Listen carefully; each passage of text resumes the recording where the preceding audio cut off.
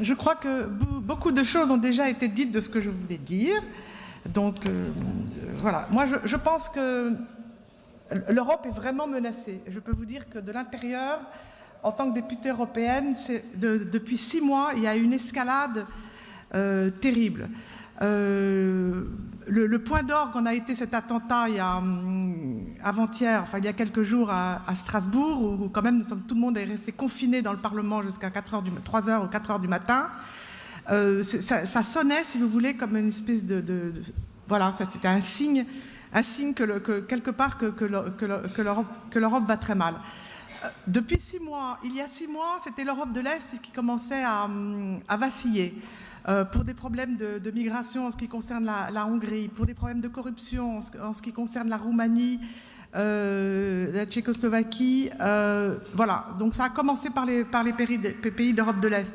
À ce moment-là, qu'est-ce que nous avons fait, nous, à l'Europe? Nous avons donné des leçons à la terre entière, à tous ces pays-là, en les accusant. On a donné des leçons à M. Orban, on a donné des leçons à tout le monde. Bon, voilà, 6 mois plus tard, qu'est-ce qui se passe? L'Italie est devenue, ça y est tombée dans les mains de ce qu'on appelle les populistes.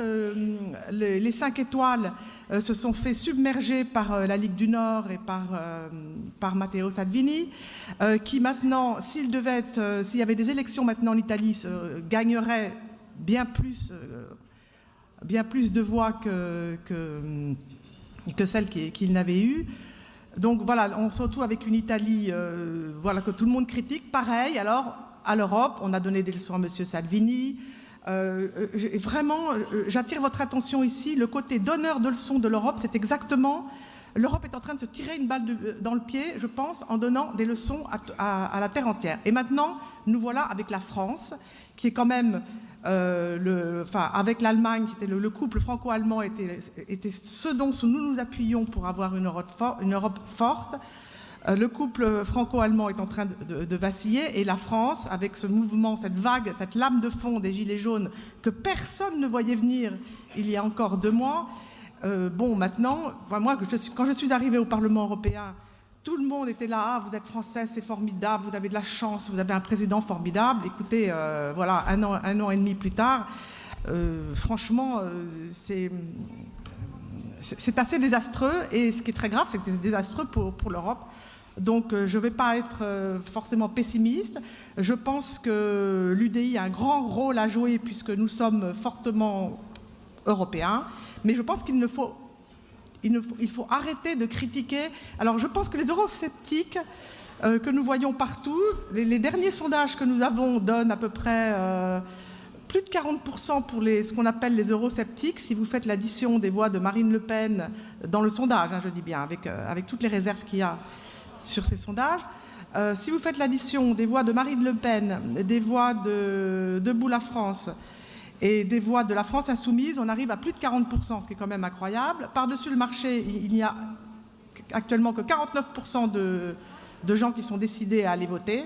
Donc tout ça est quand même très, très inquiétant. Voilà, c'est pour ça que je pense que l'UDI a vraiment une place dans cette campagne primordiale. On doit jouer notre va-tout là-dedans. Alors je ne vais pas pouvoir m'empêcher de faire mon petit commentaire sur la politique internationale, évidemment.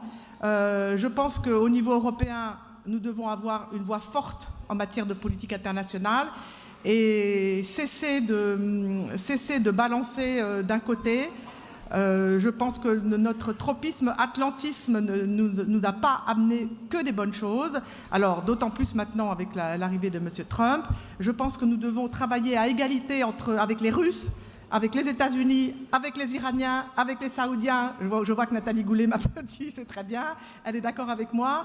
Et si vous voulez, moi je souffre trop en tant que député européen de voir en permanence des résolutions d'urgence contre les Russes, des résolutions d'urgence contre les Iraniens. Là, hier, c'était une résolution d'urgence contre les LGTB en Tanzanie, comme si on avait que ça à faire en ce moment. Et vous voyez, franchement, c'est exactement l'Europe ridicule dont on ne veut plus. Et je compte sur l'UDI pour redresser cette Europe. Voilà, je vous remercie.